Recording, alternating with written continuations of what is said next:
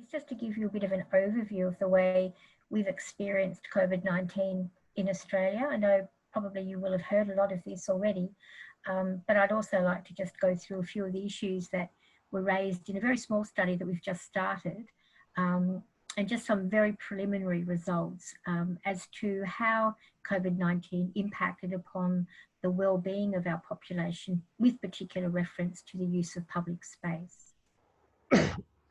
So just a bit of a way that COVID-19 unfolded in Australia.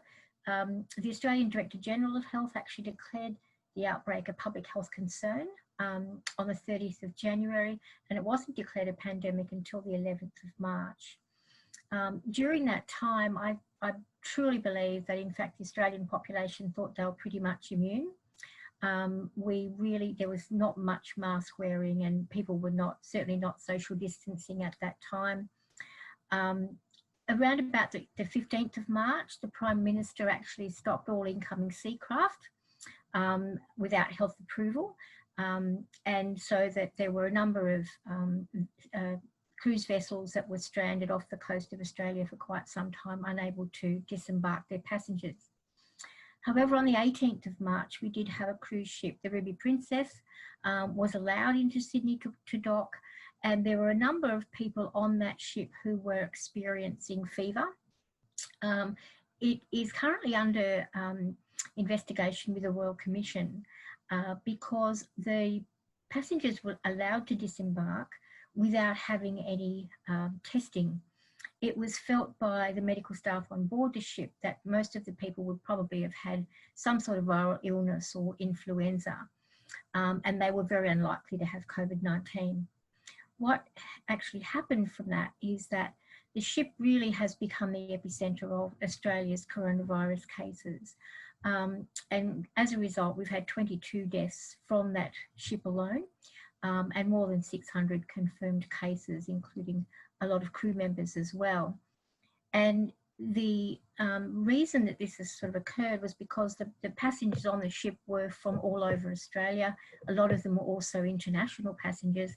So they were allowed to disembark and then travel on aircraft and by road. And therefore, there was a lot of community transmission. So we decided that we would do a small study to, actually I'll talk about our current status first. So this is our current COVID status at 30th of June, which is just a couple of days ago. And we've had 7,800 cases, and we've had I think 104 deaths. I can't quite see that there. Yeah, 104 deaths in total.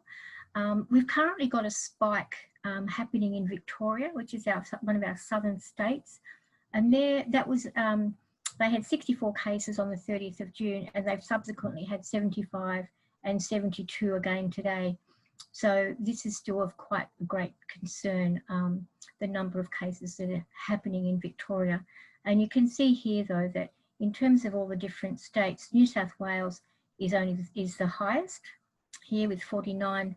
And then, of course, down here, these are the deaths that we've had in total. So overall, we're doing quite well compared to a lot of countries in the world, but this spike in Victoria is currently quite a concern. So we decided that we would do a study to look at the impact on well-being in the community, with particular relevance to various age groups. We developed a de-identified online survey, and it had the opportunity for participants to include free text about how COVID-19 and the lockdown in particular was impacting on health and well-being, but with a particular focus on things like access to the environment, how they were feeling at the mental health with relation to working from home, some of the challenges and benefits that they were experiencing. So within that online survey, we asked quite a lot of demographics, for example, housing type, access to local services, lifestyle behaviours. We've also looked at mental health with the Kessler 10 and the short form 12, and we had some COVID-19 specific questions. And we had that approved as a rapid approval process by our Human Research Ethics Committee. So this has only been going for about 3.5 weeks, this study, and we're aiming for at least 250 participants. We've currently got 105. 80 of those are women and 25 are men. Interestingly enough, and this actually really, it surprised me at first, but in retrospect, I think it's perhaps not surprising. Women aged 18 to 25 made up 30% of the total sample. And I think on reflection, that's probably because we did a lot of recruitment through Twitter and Facebook. So that's probably this sort of age group here that's using that. So in this younger age group, this is our start-off age group, we had 30% of women and only 4% men. And the second highest group of respondents were the 54 to 65 age group, where we had 11% were women and only, again, 4% men.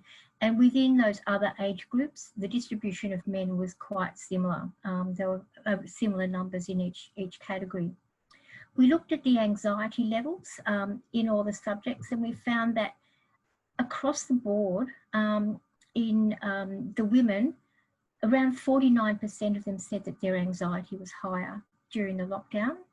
21% had no change, and 7% said theirs actually decreased because they weren't at work and they were much more relaxed. And in the men, we had 10% with a higher anxiety level. So overall in that group of 60 people, it was around about 57%. We looked at exercise and access, and around about 33% of women said that there was much less exercise that they performed while they were in lockdown, and only 22% said they increased their exercise. And this is in, I suppose, in contrast, because we actually, one of the directives from the government was that we were allowed to leave our home to exercise, but the exercise was only walking because all the public spaces were closed, all the gyms were closed, and anything else that was able to provide exercise, for example, in group settings, was all cancelled. So the only exercise that was available was either home-based exercise or external walking. So looking at some of the free text responses, they were actually quite interesting, and it came out that really people felt they were working much longer hours by working at home. It was very difficult for parents to juggle this homeschooling of their children as well as working from home and trying to fit in exercise. A lot of them said that their work was supportive, but it was very difficult to homeschool children. And in New South Wales particularly, we didn't close our schools. We allowed the schools to remain open, but the parents had the discretion to either leave their children at school or take them home if they wished. And what tended to happen mostly was that they kept them home if they could. It was only if they were working as an essential service and had no childcare that the children still went to school.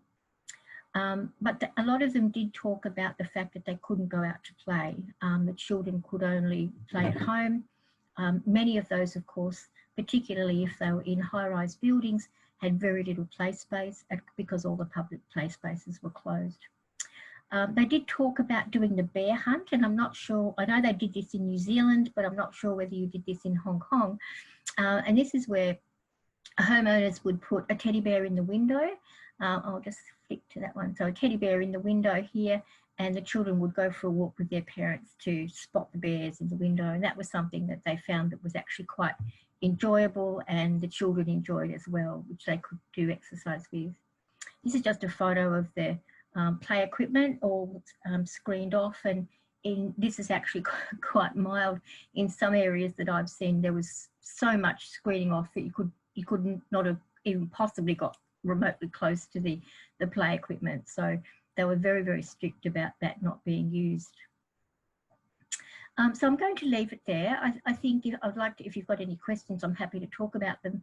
I'm very keen to see some more results as we start to analyse it in a lot more depth, particularly some of the scales, mental health and wellbeing scales that we've used. But I have only had a preliminary play with that data. We've got a big blitz on at the moment to recruit a lot more men and a lot more people. So hopefully I'll be able to get back to you before too long with something a little bit more meaty. So thank you.